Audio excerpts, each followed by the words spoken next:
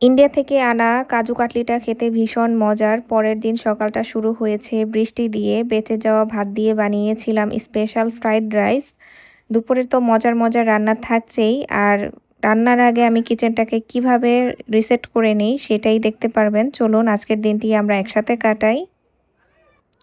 আসসালামু আলাইকুম এভরিওয়ান। আশা করছি সবাই অনেক বেশি ভালো আছেন। সবাইকে আরও একটি নিউ ডেইলি ব্লগে ওয়েলকাম করছি। এটা হচ্ছে সন্ধ্যা থেকে ভিডিওটি শুরু করেছি। কিছু মুহূর্ত শেয়ার করব। এটা ইন্ডিয়া থেকে আনা হয়েছে।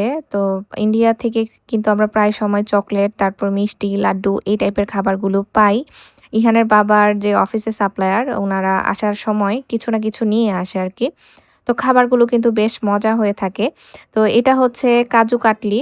আর এই খাবারটা না আমি কখনো খাইনি। আজকেই ফার্স্ট খাচ্ছি আরকি। তো খেয়ে দেখলাম বেশ মজার আরকি। পুরাটা হচ্ছে কাজু বাদাম দিয়ে বানানো। আগে যখন ইন্ডিয়ান সিরিয়াল দেখতাম তখন হচ্ছে উনারা যখন ওই যে প্রসাদ হিসেবে এই জিনিসগুলো আমি দেখতাম সাজায় রাখতো আরকি। তো যাই হোক সেটাও হচ্ছে ফাইনালি ট্রাই করা হয়ে গেল আরকি। এটা হচ্ছে পরের দিন সকালবেলার ভিডিও। দেখলাম বাহিরে বৃষ্টিও হয়েছে, আবার রোদও উঠেছে।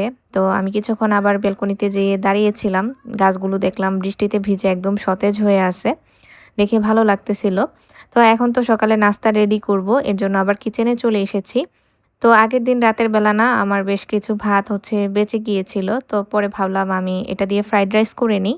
তো আমি যেভাবে ফ্রাইড রাইসটা করি সেটার আজকে রেসিপি আপনাদের সাথে শেয়ার করব। শুরুতে আমি তেল দিয়ে এখানে হচ্ছে রসুন কুচি দিয়েছি। আর যেহেতু আমার বাসায় গাজর ছিল, এর জন্য গাজরটা আমি অ্যাড করেছি। রসুন কুচিটা দেওয়ার চেষ্টা করবেন, এতে করে কিন্তু ফ্লেভারটা অনেক বেশি ভালো আসে।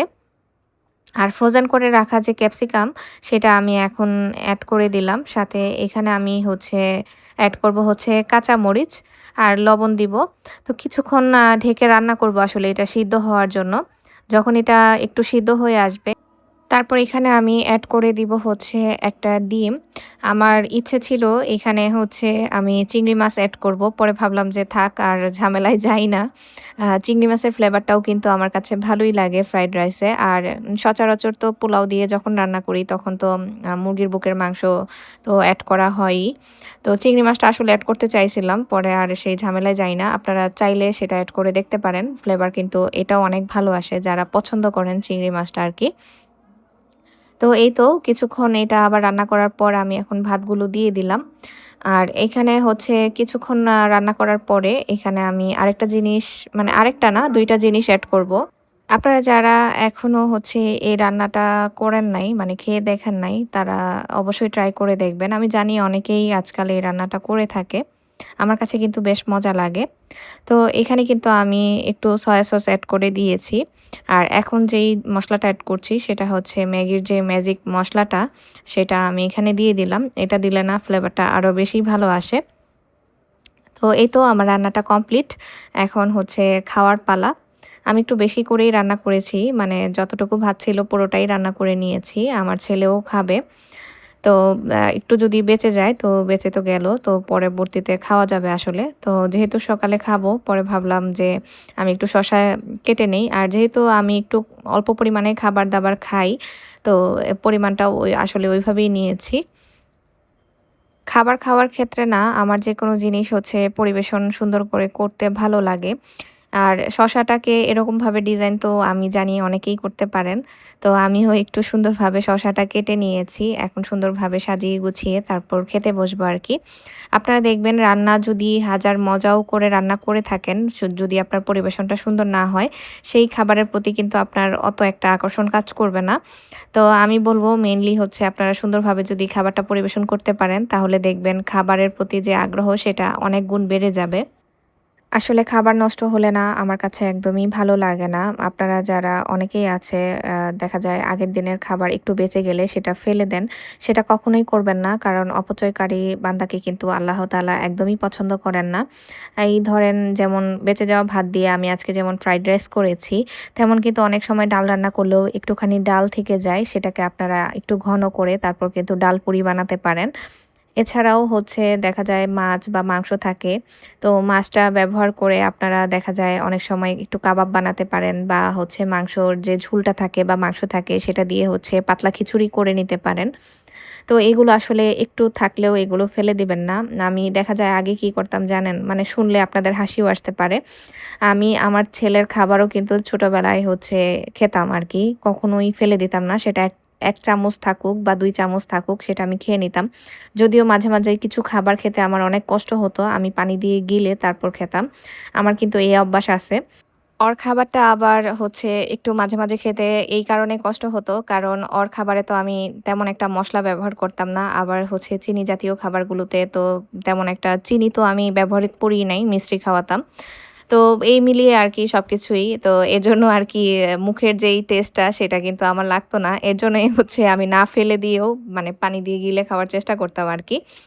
তো যাই হোক আপনাদের সাথে তো অনেক কথা বলে ফেললাম। এইদিকে তো আমার সকালের নাস্তা কমপ্লিট হয়ে গিয়েছে। এখন সিঙ্কের উপরে কিছু জিনিস জমেছিল। তো সেই জিনিসগুলো হচ্ছে ধুয়ে নিচ্ছি আরকি।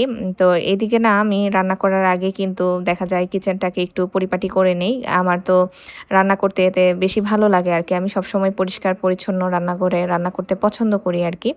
তো প্রতিদিনই আসলে আমি এই কাজগুলো করি। আপনারা যদি ১৫ থেকে ২০ মিনিট একটু সময় দেন এখানে, মানে রান্না করার আগে কিচেনটা সুন্দরভাবে গুছিয়ে নেন, তাহলে দেখবেন আপনার রান্না করতে গেলে ওরকম একটা এলোমেলো হবে না আরকি। সবকিছু গুছিয়ে রান্না করলে কিন্তু রান্নার কাজ আরো বেশি সহজ হয়ে যায়। এদিকে হচ্ছে আমি সিঙ্কের উপর জমে থাকা প্লেট বাটি সব ধুয়ে নিয়েছি। সাথে কিন্তু আমি সিঙ্কটাও হচ্ছে সুন্দরভাবে ক্লিন করে নিয়েছি। আর পরে ভাবলাম কি যে কড়াইতে যেহেতু আ ফ্রাইড রাইস একটু রয়ে গিয়েছে সেটা বাটিতে রেখে দেই। কড়াইটা দেখা যায় আমার কাজে লাগতে পারে রান্নার সময়। অনেক সময় বলা যায় না আরকি। তো তখন তো আসলে তাড়াহুড়া লেগে যাবে। এখন যেহেতু হাতে সময় আছে তো সবকিছু গুছিয়ে তারপরে রেডি করে নিই। তো এদিকে না আমি হচ্ছে এখন কড়াইটা ধুয়ে তারপর হচ্ছে চুলাটাও সুন্দরভাবে ক্লিন করে নিব। ভিডিওর এই পর্যায়ে এসে সবার কাছে একটা রিকোয়েস্ট করব, যারা এখন পর্যন্ত আমার সাথে আছেন তারা প্লিজ সবাই লাইক দিয়ে ভিডিওটি দেখা শুরু করবেন। সেই সাথে কমেন্ট করে জানাবেন আজকের ভিডিওটি আপনাদের কাছে কেমন লেগেছে। আর এখন কিন্তু আমি হচ্ছে চুলাটাও একটু সুন্দরভাবে ক্লিন করে নিব। আসলে ডিপলি ক্লিন করা না। জাস্ট যেহেতু সকালবেলা রান্নাবান্না করেছি, এখানে একটু তো ভাত তারপরে হচ্ছে তেল কাজটা যেটা বলে সেটা তো একটু হলেও পড়েছে। তো এর জন্যই আমি হচ্ছে ডিটারজেন্ট পাউডার দিয়ে জাস্ট একটু মুছে তারপরে একটা শুকনো কাপড় দিয়ে মুছে নিয়েছি। আর এখন এইদিকে আমি হচ্ছে আমার জন্য ১ কাপ চা করে নিব। আমি নরমালি হচ্ছে বেশিরভাগ সময় হচ্ছে আদা দিয়ে যে রং চাটা সেটা খেতে পছন্দ করি। এর জন্য সেটাই এখন করে নিব। বাইরে কিন্তু বেশ সুন্দর একটা ওয়েদার। কিন্তু তারপরেও না আসলে গরম অনেক। গরমের কথা আর কি বা বলবো। দেখা যায় কি বৃষ্টি হলেও না ওরকম হচ্ছে একটা ভ্যাপসা গরম থেকেই যায়। রং চাতে না আমি আগে হচ্ছে বিভিন্ন টাইপের মসলা এড করতাম। আমার শ্বশুর-শাশুড়ি আবার হচ্ছে বিভিন্ন ধরনের মসলা দিয়ে খেতে পছন্দ করে। উনারা আসলে সেটা করা হয় আরকি। তো রং চাতে না এখন আর সেই মসলাগুলো দেওয়া হয় না। কারণ আমার হাসব্যান্ড আর আমি হচ্ছে আদা দিয়েই খেতে পছন্দ করি। মানে আদার পরিমাণটা একটু বেশিই দিয়ে থাকি।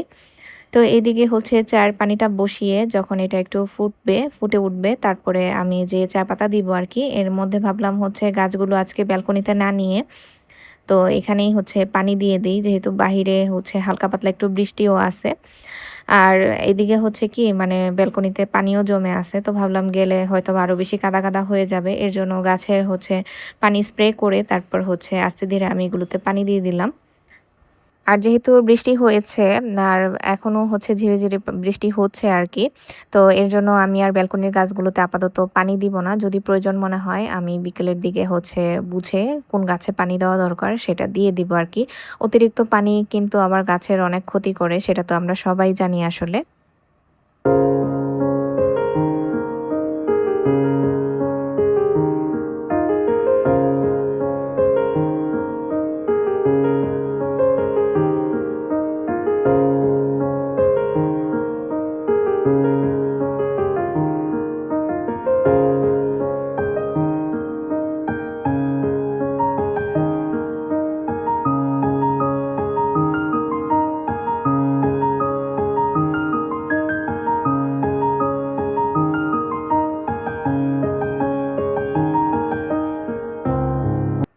গাছগুলোতে পানি দিয়ে তারপর এখন আমি রান্নাঘরে চলে আসি। আদা দেওয়ার পর আপনি যদি পানিটা একটু বেশিক্ষণ ফুটিয়ে নেন তাহলে কিন্তু চাটা অনেক বেশি মজা হয় আসলে।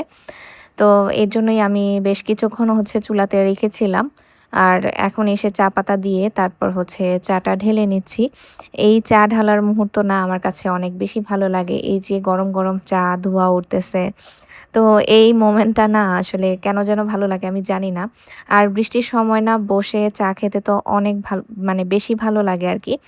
চা হচ্ছে কি সবকিছুর জন্য মানে সেরা আমি বলব। মন খারাপ হলে চা, আ অবসর সময় বসে থাকলে চা, শরীরে মানে এনার্জি আনার জন্য চা, বৃষ্টির সময় উপভোগ করার জন্য চা। মানে সব জায়গায় যদি চা হয় না, তো সেটা আসলে বেস্ট একটা মুহূর্ত মনে হয় আমার কাছে। তো এই তো এখন আমি ১ কাপ চা নিয়ে এখন ড্রয়িং রুমে চলে আসলাম। আর এদিকে তো আমার ছেলে পাশে হচ্ছে খেলাধুলা করতেছিল। ওর খেলাধুলাই দেখতেছিলাম আরকি। আর বাহিরে হচ্ছে তখন দেখলাম ঝিরিঝিরি বৃষ্টি পড়তেছে। আমি যে মুহূর্তগুলো আপনাদের সাথে শেয়ার করলাম, সেই মুহূর্তগুলোতে আমার মতো আপনারা কে চা খেতে পছন্দ করেন, আমাকে কিন্তু কমেন্ট করে জানাতে ভুলবেন না। আর যেহেতু বৃষ্টি পড়তেছে, বাহিরে তো একটু হাত না দিলে চলেই না। আমি যা করি, আমার ছেলেও দেখলাম আজকাল সেটা করতেই পছন্দ করে। সেও বৃষ্টির পানি ধরতেছিল। সবাই মাশাআল্লাহ বলে দিবেন। আর বৃষ্টির সময় কিন্তু বৃষ্টির পানি ধরে আল্লাহর কাছে দোয়া করলে আল্লাহ কিন্তু দোয়া কবুল করে নেয়। যারা জানেন না তাদের উদ্দেশ্যে বলে দিলাম আরকি। তো এদিকে না আসলে রান্না করার আগে মুহূর্তগুলো ভাবলাম একটু ক্যামেরাবন্দি করি। আমি হচ্ছে অলরেডি তরকারি কেটে কষিয়ে নিয়েছি। আজকে বোয়াল মাছ দিয়ে হচ্ছে বেগুন আর আলু দিয়ে রান্না করছি। তরকারিটা কষানোর পরে আমি মাছগুলো দিয়ে দিয়েছি। আর সাথে এখন আমি হচ্ছে ঢেঁড়স ভাজি করে নিব। আজকাল ২ দিন ধরে না তরকারি রান্না করতে গেলে একটা কথা আমার শুধু মাথায় ঘুরে যে মনে হয় কি মানে ফ্রিজে যত তরকারি আছে সবগুলো আমি একসাথে রান্না করে ফেলি। কারণ ইহানের বাবার প্রতি রাগ করেই কথাটা আসলে মাথায় আসে। দেখা যায় সে অনেক বাজার করে নিয়ে আসবে। তো ফ্রিজে তরকারিগুলো নষ্ট হলে উল্টো আমার সাথেই রাগারাগি করে। এই রাগ থেকেই আসলে চিন্তা করছিলাম। পরে আবার কিছুক্ষণ পরে মনটা ঠান্ডা করে বলতেছি যে আসলে দেখা যায় এতগুলো তরকারি কাটতে গেলে তো আমারও পরিশ্রম হবে আর অপচয়ও হবে। এতগুলো খাবার তো আসলে খাওয়া হবে না। সেই চিন্তা থেকে না আমি আবার হচ্ছে বাদ দিয়েছি আরকি। ঢেঁড়স রান্না করার সময় না এখানে খুবই সামান্য পরিমাণে আমি একটু চিনি এড করে দিব। এখানে যে ঢেঁড়সের যে একটা বিজল ভাব থাকে সেটা চলে যাবে। আর অনেক সময় না লেবুর রস দিলেও হয় আসলে চলে যায় আরকি। কিন্তু আমার বাসায় না তখন লেবুর রস ছিল না। এই কারণে আমি এড করতে পারিনি। তো যাই হোক কথা বলতে কিন্তু আমার রান্নাবান্না অলরেডি কমপ্লিট হয়ে গিয়েছে। আমি তো একদমই ভিডিও শেষ পর্যায়ে চলে এসেছি। এখন তো আমার বিদায় নিতে হবে। তো আজকের ভিডিওটি কেমন লেগেছে আমাকে জানাতে ভুলবেন না। তো এখন আমি হচ্ছে বিদায় নিয়ে নিচ্ছি। সবাই ভালো থাকবেন। আর রান্নার ফাইনাল লুকটা তো আমি ভিডিওর লাস্টে দেখিয়ে দিব। আমাদের জন্য অবশ্যই দোয়া করবেন। আল্লাহ হাফেজ।